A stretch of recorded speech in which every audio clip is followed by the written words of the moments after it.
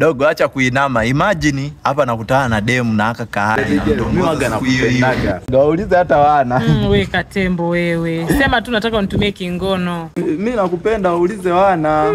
Hauna roho. Hiyo anakubali twende tukakiwashe kitu. Twende sasa. Si ungesema tu hivyo karahisisha mambo. Mimi nikasema bei zangu. Twende. Imagine unafika ghetto unakutana mwenye nyumba.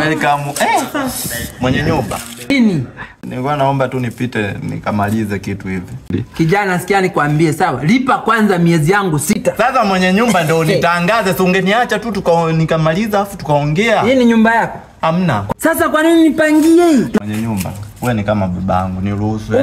Niruhusu tu. Una sasa ueleweki. Ngoja niongee naye. Kama umeleta una uhakika. Mimi naondoka zangu bwana. Wewe kumbe hata ueleweki.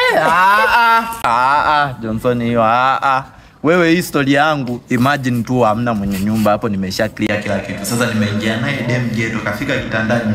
Pale kwenye kuvua nguo unaumwa tumbo la kuhala vitu vinapita. Wewe kaka ndo jenye. Mambo yameshakuwa mengi tangia mazo, mimi naondoka zangu.